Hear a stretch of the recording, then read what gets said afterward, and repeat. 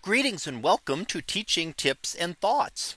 In this discussion, I am going to look at Blackboard Ultra, which I had the opportunity to use, and look at some of its useful features and some of the issues that I had with it.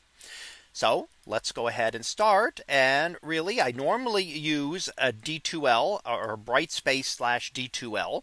So that's what I've been used to. But I did have an opportunity to try teaching one class using Blackboard Ultra. And I found some very interesting and useful features that I found that I tried to incorporate within my other classes as I started to set this up.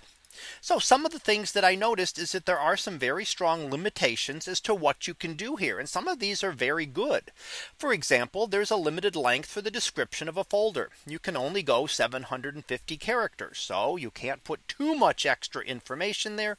And that allows you to focus what you want to say about that specific folder. Of course, you can put extra material within the folder as well, but it's still nice to focus that. Now you also have limited number of subfolders. And what that means is that you cannot have more than one subfolder. So for example, as we have mine here, I have my weekly lesson modules, which is one folder. And within that, I can have other folders. So I can have a folder for each lesson here this week, here for another week. And that, but within those cannot have any folders inside them. So it limits the number of clicks that a student has to do to get to anything. So one master folder that contains all of the lesson modules, and then one folder. But within those, everything has to be just individual files or links. So again, it focuses and allows the student to be able to find things more easily with not having to click through 10 different levels of subfolders to actually get to materials. Doing class announcements, they can be emailed directly to the class. So again, another way to be able to be in contact with the student. Students don't always pay attention to class announcements that are posted within the learning management system. So this time they get now they get an email as well that something has been sent. And that's also, again, a very good convenience. And I've actually tried to incorporate these into my Brightspace D2L classes. So I've tried to focus the same thing with limiting my subfolders, trying to limit my descriptions for various things to focus as much as I can and make things as a better experience for the students. Now, one thing that I did find that I really liked is how it handles the discussions.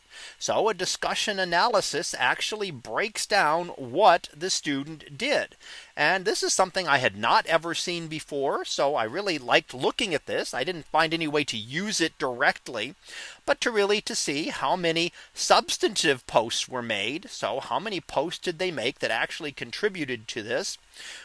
At what level are they writing? So my class average was 13th, and this was in 11th grade.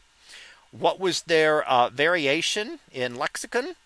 And what was their critical thinking level, which is interesting to see that the class average was considered 64% based on their reading. And the student was working at things at a higher critical thinking level and using less word variation. So whether these things are actually, it really gives a nice breakdown as to what the student has done and how the student has put things together. So for example, it broke down how many content words they had versus functional words among their postings. So it really gives you an idea of what this student did and how they compared to the rest of the class. Now, of course, you can get some of this out of reading the post directly, but it is interesting to be able to see this. So it really looks, what the student did in terms of critical thinking and complexity.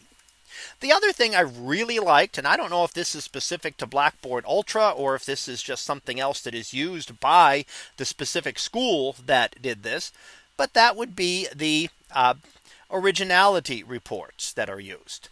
So when a student submits something, it analyzes the student's submission directly for plagiarism. So here's two examples. This one is a low risk. This one is a high risk. So it has specifically, this one has like a 0% match. So generally very original. This student had a 100% match.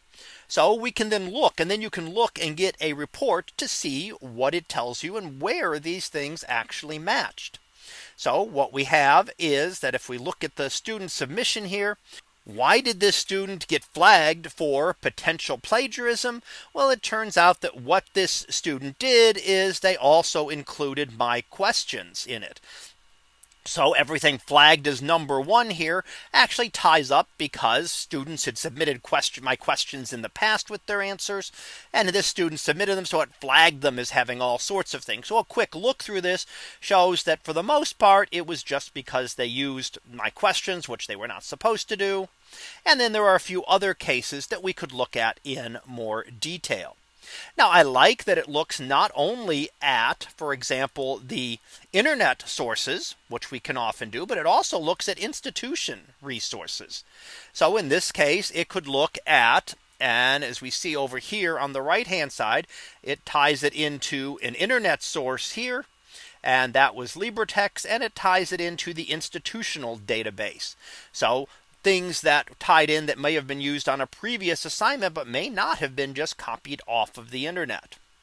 And then you can look in great detail as to what each issue was. So I could look in more detail at this student here talking about these variable stars, and I can go look at that in more detail and see the comparison.